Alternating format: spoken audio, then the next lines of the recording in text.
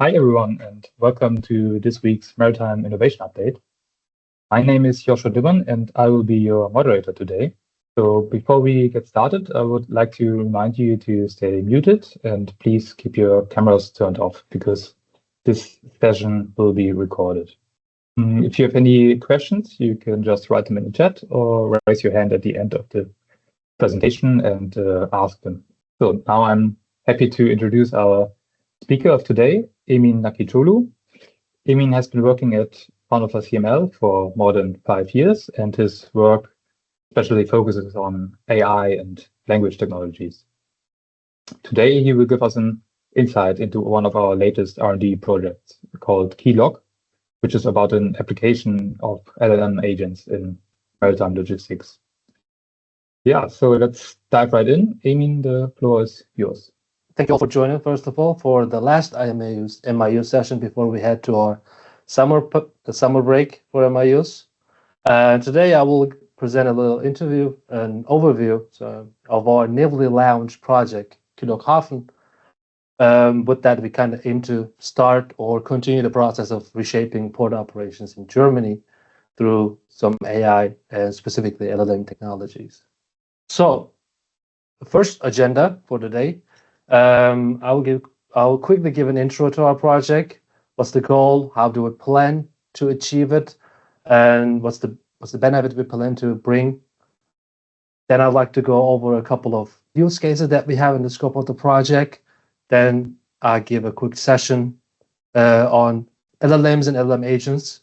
Then we conclude all by getting into a bit of a detail about how do we develop and use Maritime LLM agent for one of our use cases.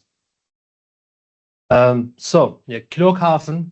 KILOG stands for KI für Logistikoptimierung in deutschen Häfen. It's an AI for logistic optimization in German ports. It uses a combination of AI forecasting models and large language models to improve the efficiency, sustainability of terminal processes in container ports. That also includes the rail-related operations, which is also a big part of the terminal operations. It's based on a digital test field provided as part of a TDIMO project from HALA.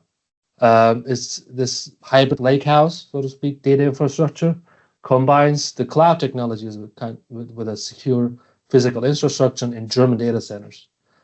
But ultimately, with the project, we want to improve the efficiency, again, sustainability and competitiveness of German container ports, particularly at the container terminal Attenwerder and also Buscher Kai terminals here in Hamburg Hafen.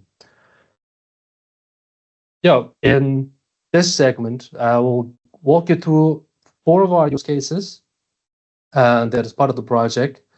It has different domain applications, but one thing that kind of unites them all is that we want to use some AI-based model, particularly predictive models and generative AI, to get to our goal.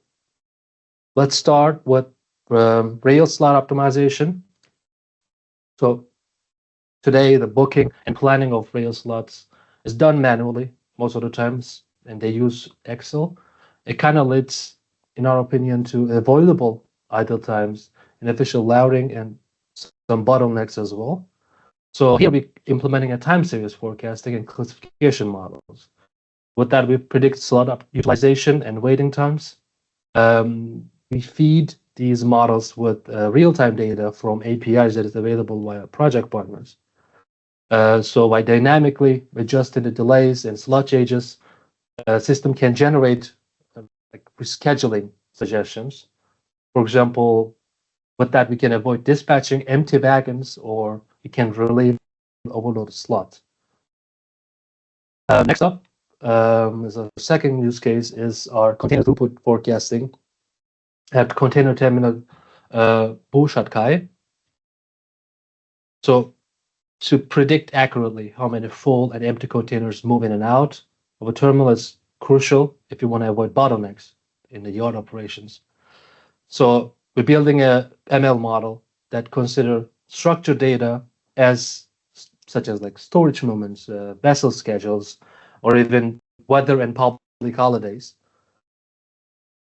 And on top of that, we are getting, like, incorporating the unstructured data, like the notes and operational message from the personnel, using our LLM model to kind of enrich the forecast that we want to put out at the end.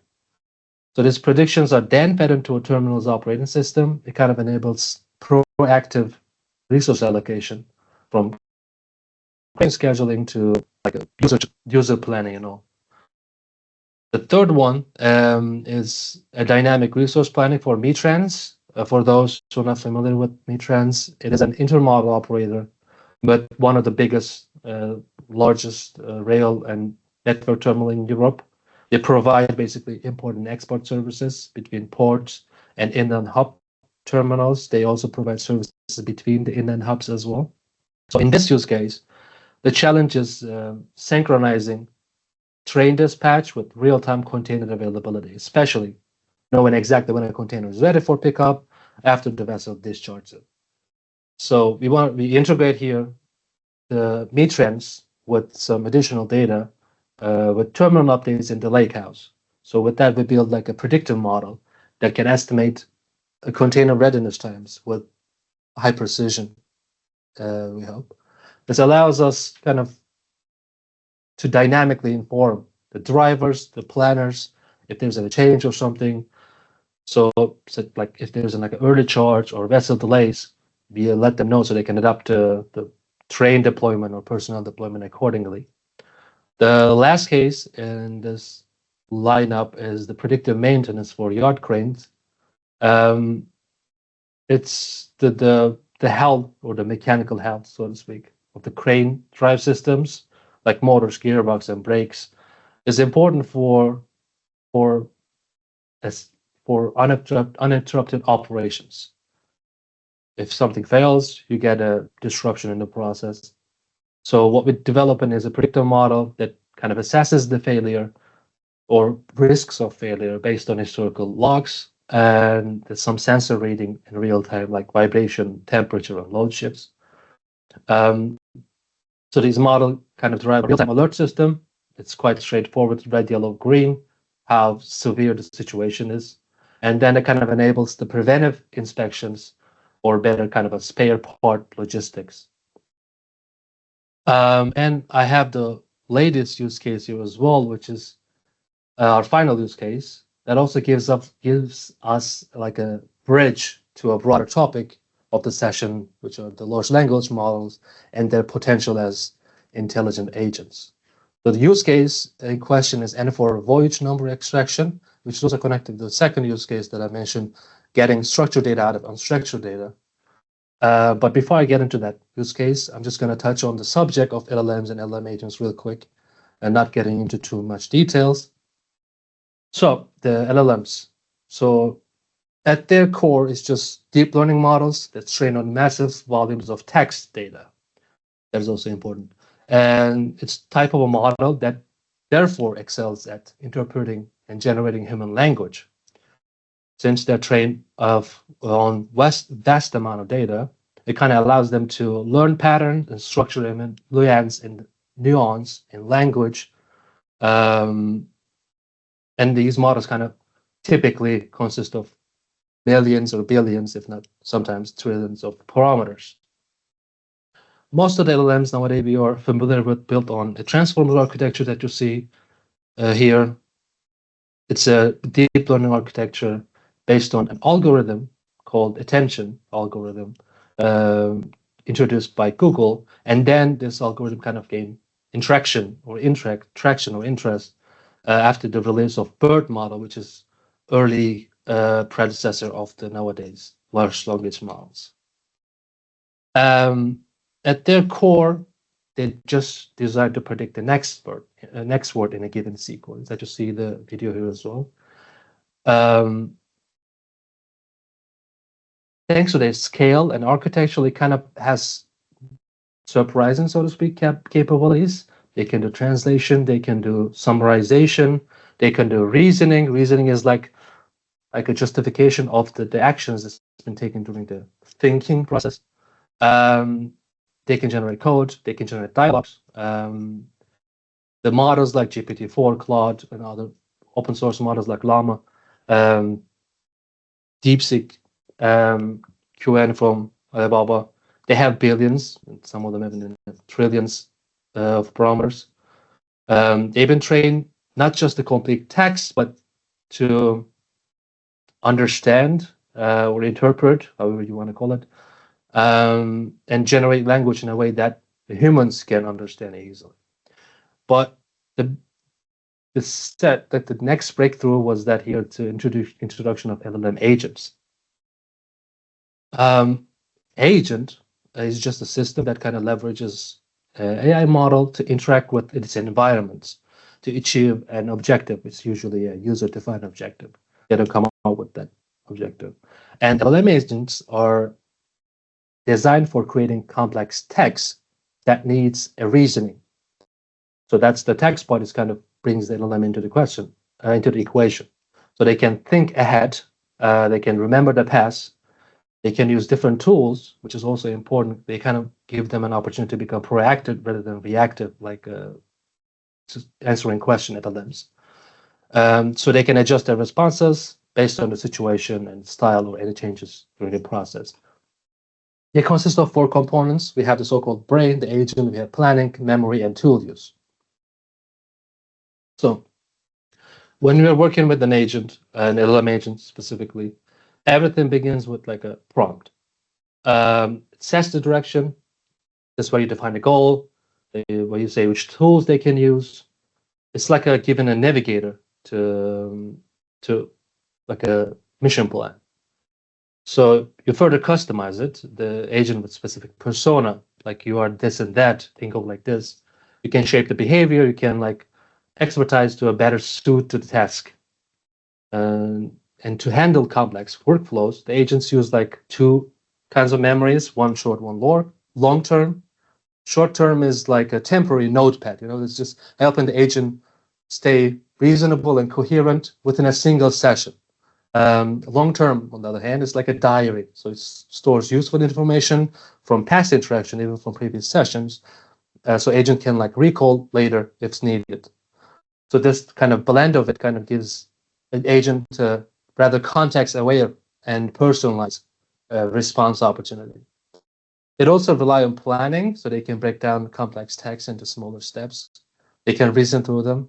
They can adapt their strategy depending on the output of the previous task and so forth. And there are also tools, which is also critical here, with that, so agent can like interact with the outside world.